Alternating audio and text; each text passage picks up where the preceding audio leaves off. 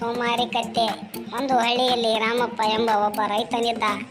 ಅವನು ಸಾಕಷ್ಟು ಜಮೀನಿಟ್ಟಿದ್ದ, ಹಲವಾರು ಪ್ರಾಣಿಗಳನ್ನು ಬೆಳೆದಿದ್ದ.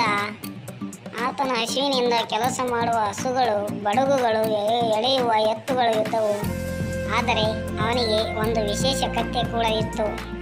ಆ ಕತ್ತೆಗೆ ಎಲ್ಲರೂ ಸೋಮಾರಿ ಕತ್ತೆ ಎಂದು ಕರೆಯುತ್ತಿದ್ದರು. ಅದೇಕೆಂದರೆ ಆ ಕತ್ತೆ ಯಾವ ಕೆಲಸಕ್ಕೂ ಸಿದ್ಧವಿರಲಿಲ್ಲ. ತಿನ್ನೋದು, ಮಲಗೋದು ಮಾತ್ರ ಕೆಲಸ. ರಾಮಪ್ಪ ಎಷ್ಟೇ ಪ್ರೋತ್ಸಾಹಿಸಿದರೂ ಅದು ಕಾಲನ್ನು ಎತ್ತಿ ನಡೆಯುತ್ತಿರಲಿಲ್ಲ. ಬಲವಂತವಾಗಿ ತಳ್ಳಿದರೂ ಅಲ್ಲಿ ನಿಲ್ಲುತ್ತಿತ್ತು. ಎಳೆಯಲು ಪ್ರಯತ್ನಿಸಿದರೆ ನೆಲಕ್ಕೆ ಬಿದ್ದಂತೆ ನಾಟಕ ಮಾಡುತ್ತಿತ್ತು. ಹಳ್ಳಿಯ ಮಕ್ಕಳು ಕೂಡ ಅದರ ಸೋಮಾರಿತನವನ್ನು ನೋಡಿ ನಗುತ್ತಿದ್ದರು. ರಾಮಪ್ಪನಿಗೆ ಇದು ತುಂಬ ತೊಂದರೆ ತಂದಿತು.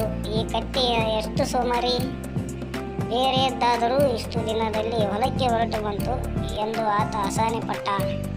ಕೆಲವೊಮ್ಮೆ ಕತ್ತೆಯನ್ನು ಮಾರಿ ಬಿಡೋಣವೆಂದು ಯೋಚಿಸಿದ್ದ. ಆದರೆ ಹೃದಯದಲ್ಲಿ ಪ್ರಾಣಿ ಪ್ರೇಮ ಹೆಚ್ಚಾಗಿತ್ತು. ಹೋಗಲಿ, ಇದಕ್ಕೂ ಜೀವನವಿದೆ ಎಂದು ಮತ್ತೆ ನಿರ್ಲಕ್ಷಿಸುತ್ತಿದ್ದ.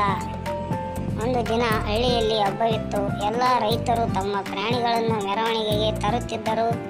ರಾಮಪ್ಪನಿಗೂ ಕೇಳಿದರು, ನೀನು ಕೂಡ ನಿನ್ನ ಪ್ರಾಣಿಗಳನ್ನು ತಂದು ತೋರಿಸು. ಆದರೆ ರಾಮಪ್ಪ ಹಾಸ್ಯದಿಂದ ಉತ್ತರಿಸಿದ, ಅಯ್ಯೋ, ನನ್ನ ಕತ್ತೆಯನ್ನ ಅದು ಪಾದವೂ ಎತ್ತಿ ಇಡುವುದಿಲ್ಲ ಮುಂದಕ್ಕೆ. ಹಾಗಾದರೂ ಹಳ್ಳಿಯವರು ಬಲವಂತಪಡಿಸಿದರು. ಇಷ್ಟು ಮಾತ್ರಕ್ಕೆ ಹಾಸ್ಯವಾಗಲಿ ಎಂದು ರಾಮಪ್ಪ ತನ್ನ ಸೋಮಾರಿ ಕತ್ತೆಯನ್ನು ಹಗ್ಗದಲ್ಲಿ ಕಟ್ಟಿಕೊಂಡು ಹಬ್ಬದ ಮೈದಾನಕ್ಕೆ ಕರೆದುಕೊಂಡು ಹೋದ. ಅಲ್ಲಿ ಏನಾಯಿತೆಂದರೆ, ಊರಿನ ಮಕ್ಕಳು ಮಳೆಯ ಮೇಲೆ ಆಟವಾಡುತ್ತಾ ಕತ್ತೆಯ ಸುತ್ತಲಾರಂಭಿಸಿದರು.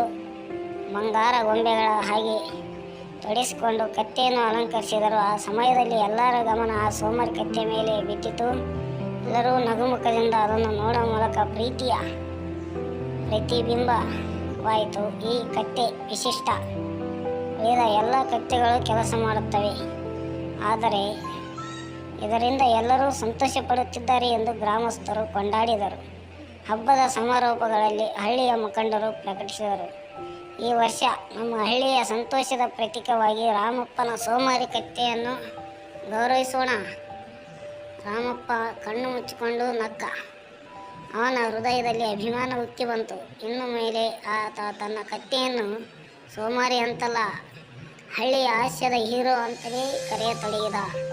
ಇದರಿಂದ ನಮಗೆ ಕಲಿಯಬೇಕಾದ ನೀತಿ ಪಾಠ ಏನೆಂದರೆ, ಪ್ರತಿಯೊಬ್ಬನಲ್ಲೂ ಯಾವುದಾದರೂ ವಿಶಿಷ್ಟತೆ ಇರುತ್ತದೆ.